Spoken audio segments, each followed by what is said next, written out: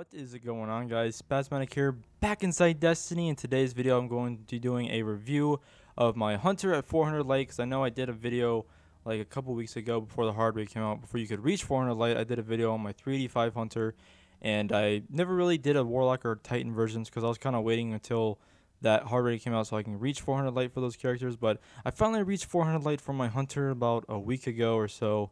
So finally hit that, and I just want to go over what I usually run whatever I am 400 light. So like some of you guys watching this video could probably take some recommendations from me or something like that if you guys think if this is a good build to run, because I think it's really good in my opinion. I like to run it a lot inside of PvP and PvE. I think my Night Stalker Hunter is my most played character inside of Destiny right now. Literally my go-to character whenever I do things inside of Destiny. It's been really fun to use with this setup I've got going. So to start off, I'm going to start off with the weapons first and then the armor for you guys. But for the weapons, for my primary weapon, I'm usually running my Suros PDX45. I think I've said this in recent videos as well, that this is like my favorite weapon inside of Destiny.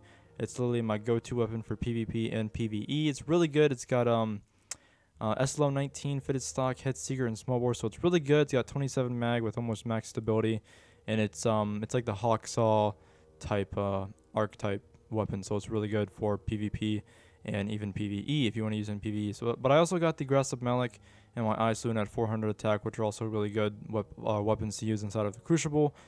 But I'm usually running the Suros PDX for like my go-to all-around purpose weapon. So onto my secondary, I'm usually running my Matador 64. You guys probably know this is the best shotgun in the game for PvP, in my opinion at least. It's really good.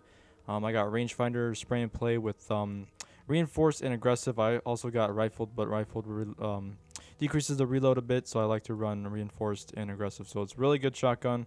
Probably the best roll I've gotten on a Matador so far. But for PvP, that's what I want. For what I run for PvE, I usually run my longbow synthesis here, which is also really good. It's got hidden hand, triple tap, rifled barrel, and long view SRL10, which is also really good for PvP if I wanted to snipe or something like that. I could be using this sniper as well. But I'm more of a shotgunner inside of PvP. I'm that type of person. So I'm usually running my Matador 64. For my heavy weapon, I'm usually running my Sleeper Simulant at 400 attack. This is really good for PvE. I wouldn't really use this thing inside of PvP much because I don't know, I just don't like the gun that much inside of PvP for getting kills. Whenever I'm playing the Crucible with a heavy weapon, I'm probably using a machine gun. I also got a Ruin Wake at 400 attack. I know that's on my Warlock right now. It's also really good because I like machine guns better in PvP because you can get more kills with them. I just recommend machine guns over rockets and like fusion rifles or something like that. The Sleeper Simulant, for example, over machine guns over those, because I think machine guns are better at getting kills. But that is for my heavy. Onto my ghost here. I got my Senator Shell at 400 defense, intellect discipline. This is funny because I actually got this on my Warlock, because my Warlock is my new monarchy character, and this is the new monarchy ghost, and so I was 35-25 intellect discipline, so I know that's a max roll for a ghost, and I put it on my hunter because it fit well with my build. It also helps me reach tier 1 intellect for my hunter, so that works out pretty well. I also got a 400 ghost here, Tower Watch Shell. You guys can get that from ranking up with the Vanguard, I'm pretty sure.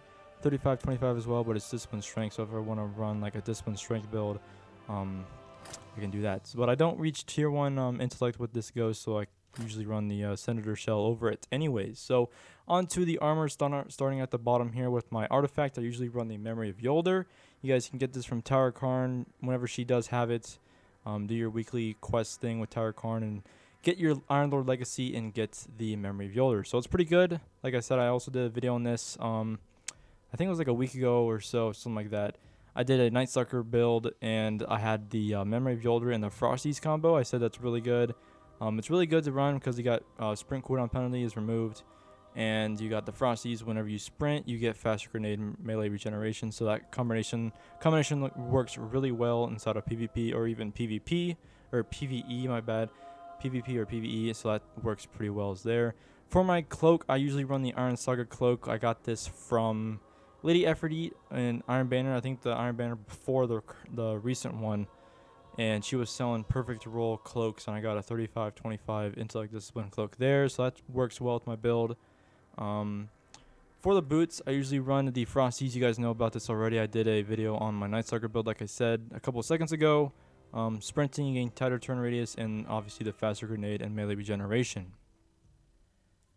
For the chest piece, I usually run the Days of Iron Halberd. You guys can get this from, I think, those little boxes from the Rise of Iron book. You guys can get the Days of Iron Armor. And I just kept opening those until I got a chest piece with Discipline, Strength, and Void-based subclass for armor. So that's really how you can get that. You can also do it for like the Blade Dancer or Gunslinger for Solar or Arc-based subclass.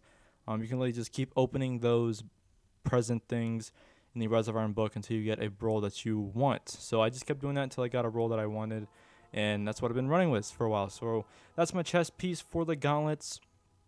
I'm usually running my Ashby at 1.1s. I forget where I got these from. Probably something like a Vanguard package or Nightfall, honestly.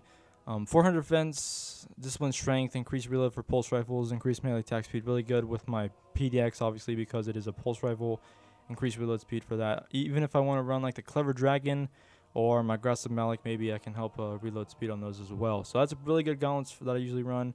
And for my helmet, it's also Days of Iron Armor I got from the little gift things from the Rise of Iron book. I just kept rolling it until I got Discipline, Strength. It's got Ashes to Asset, and it's got Innervation, so bonus grenade energy on ore pickup, and gain bonus super energy on grenade kills. So it's a really good helmet. I probably would run with something like this, but it's instantly discipline. You got gain bonus super energy from reviving others. I know it's a pretty good perk if you're playing like Trials of Osiris or like Skirmish or something like that. It's pretty good, but usually running with the Days of Iron Crown, really good for my Night Stalker build, and overall it helps me reach my tier 5 strength and tier 5 discipline with my tier 1 intellect, which I get from my ghost and my cloak. So that's really good there.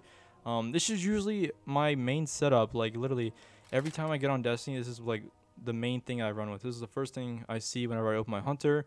Literally the same thing that you see now is what I usually run inside of like literally every PvE activity. If I'm doing like weekly heroic strikes and there's no burn, I know arc burn is this week, so I'll probably like switch these two up because I think I have an arc burn longbow as well, so I'll probably just switch to that. But I'm usually running with this stuff whenever I do like weekly heroic strikes or nightfall or even the raid, honestly, because this is a really good build overall. I like it a lot. Inside of Destiny, my hunter's probably my go-to character as well. I think I said that earlier. Always running my Night Stalker hunter and stuff like that inside of Destiny because it's really fun to use. I like it a lot. I'm gonna start working on my Warlock and Titan next to get them to 400 light. I'll probably do a video on those. Do a review of my like main go-to thing to run with on my Warlock or Titan inside of Destiny. But this is my hunter. This is a review recommendations kind of thing of what I run on my hunter inside of Destiny. If you guys enjoyed this video, and like I said, I just want to tell you guys, this is totally my opinion. I'm not forcing you guys to run this or anything, but this is usually what I run inside of Destiny for my hunter. It's finally 400 light.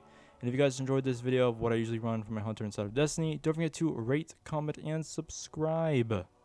And I'll see you guys later back inside Destiny. Peace.